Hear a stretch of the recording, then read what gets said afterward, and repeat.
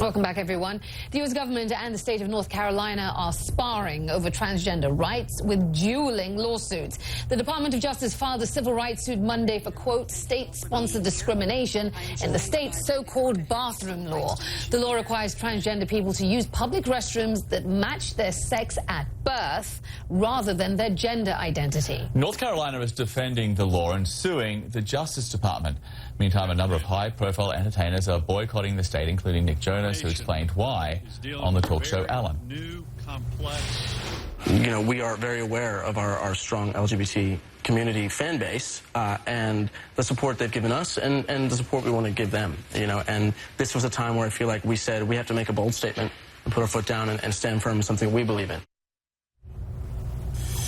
Well, joining us now for more on this is Brian Claypool. He is a civil rights attorney. So, Brian, today we heard from the U.S. Attorney General Loretta Lynch. She made it very clear that this counter lawsuit against North Carolina is about a lot more than just who gets to use a bathroom. Listen to this. State-sanctioned discrimination never looks good and never works in hindsight. It was not so very long ago that states, including North Carolina, had other signs above restrooms, water fountains, and on public accommodations, keeping people out based on a distinction without a difference. Okay, let's talk about the legal aspects of this. It comes down to Title VII and the Civil Rights Act and whether or not trans people are covered even though they're not specifically mentioned. Is that where we're going with this? Exactly. We need an interpretation from the federal court to decide whether Title VII covers transgender folks. And both the governor of North Carolina and Loretta Lynch both have a good point. They both want a determination on this. But I think the governor of North Carolina went about it the wrong way. I mean, the state legislator went and created a law that basically does what Loretta Lynch says.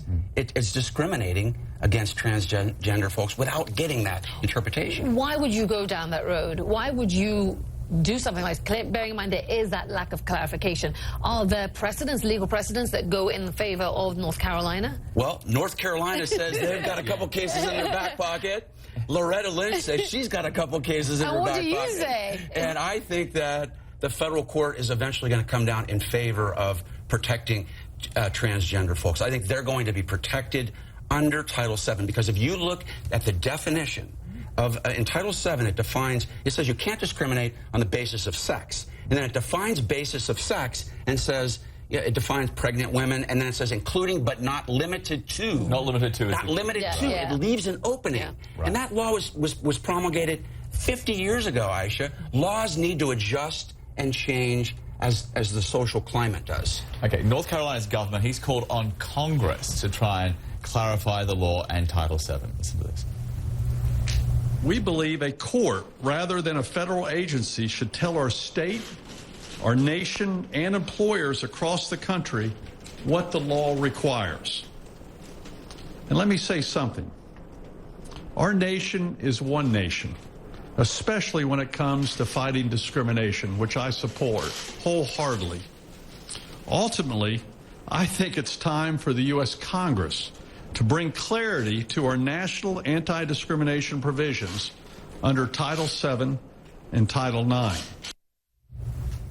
That would be the easiest thing to do from a legal point of view, not necessarily from a political point. Well, I have a big question for Governor McCrory in North Carolina. If he wants Congress to make this decision, then why did he have his legislature go out and create a law that's at odds, in my opinion, with Title VII? He should have asked Congress to do it and let them make a decision if they wanted to make a decision. Instead, he creates this law through the state legislature. He's being a little bit disingenuous there. Absolutely. Right. And there's another way that you can go about this, too. There's two ways to get an interpretation of this law. Have Congress clarify Title VII, or do what both sides are doing right now. They're going to battle, and this might find its way all the way up to the U.S. Supreme Court. Do you think it will get that far? There are those who say that it will actually end in the appellate courts, which is a fairly conservative court, but has actually sided in the past in favor of the federal law. I disagree with that. I think this is such a novel issue that it's going to find its way all the way to the Supreme Court. But unfortunately, we have a problem with that, because right now we've got missing a 4-4. It's going to be, it might be a tie, and you know, we might be back talking about this in 6 more months. Well, please come back if that is the We'll case. talk about it then. Thanks for having me. Thanks for coming in. Thank you. Appreciate it. Thanks for having me.